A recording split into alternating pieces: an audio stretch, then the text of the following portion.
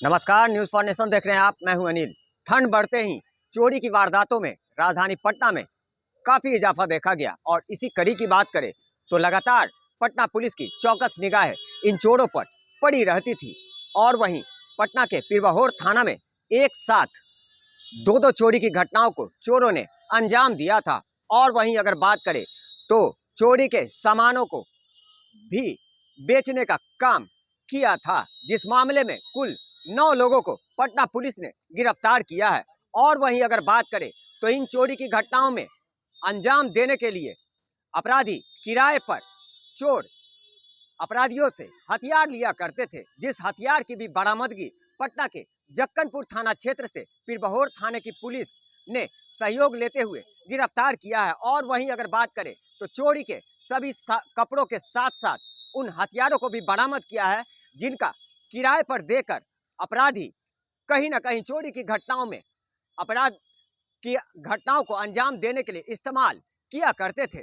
आइए सीधे सुनवाते हैं इस पूरे मामले पर क्या कुछ जानकारी दे रहे हैं पटना टाउन डीएसपी थाना पुलिस के द्वारा चोरी की घटना में शामिल व्यक्तियों के निशानदेही पर उनके स्वीकारोक्ति बयान के आधार पर हथियार की बरामदगी भारी मात्रा में हुई है। जक्कनपुर एरिया में रोशन के घर से हुआ है और रोहित ने बताया कि हम रोशन के घर से हथियार लेते हैं हम लोग, और फिर चोरी की घटना करने वाले चोरों को हम लोग देते भी हैं, वे हम लोगों से भाड़े पर भी लेते हैं और चोरी घटना को अंजाम वे लोग देते हैं। हम लोगों से हथियार ही लोग लेते थे, जैसा कि रोहित ने बताया है।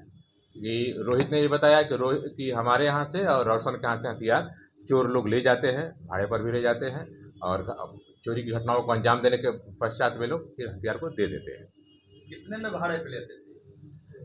अब ये भाड़ा पर कितना लेते ये तो स्पष्ट नहीं है, लेकिन जैसा कि रोहित ने बताया कि हम लोग रोशन के यहाँ से हथियार लाते थे और चोरी की घटना को कारित करने में उन हथियारों को हम लोग देते थे और उन हथियारों के माध्यम से चोरी की घटना को कारित किया जाता था। ये सब बातें आ रही हैं इसमें। तो इसमें जो गिरोह आर्म्स सप्लायर के रूप में भी ये गिरोह आ सकता है कि इनका आर्म्स सप्लाई में भी कुछ ना कुछ ये हाथ होगा।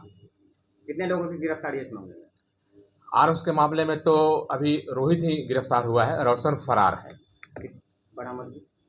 बरामदगी 10 हथियार की बरामदगी हुई है, जिसमें कि एक रोहित के पास से बरामद हुआ और बाकी 9 हथियार रोशन के घर से बरामद हुआ है, जिसमें कि 2 हथियार इफेक्टिव है और जो रोशन के पास बरामद हुआ है और 7 हथियार जो है वह जंग लगे हुए हैं और जो रोहित के पास से बरामद हुआ है वो भी हथियार इफेक्टिव है, प्रभावकारी। तो जाहिर सी बात है, तस्वीरों में आप साफ तौर पे देख सकते हैं कि किस तरह से चोरों के द्वारा लगभग 2 घटनाओं को अंजाम दिया गया था, जिसके पूरे सामानों की बरामदगी पटना पुलिस ने कर ली है। वहीं उन चोरों के निशानदेही पर उस हथियार को किराए पर देने के काम करने वाले अपराधी रोहित को भी गिरफ्तार कर लिया गया। हालांकि अगर बात करें तो कहीं ना कहीं चोरी की घटनाओं को अंजाम देने में एक रिसुल नाम के मुख्य साजिशकर्ता को भी पटना पुलिस ने गिरफ्तार किया है।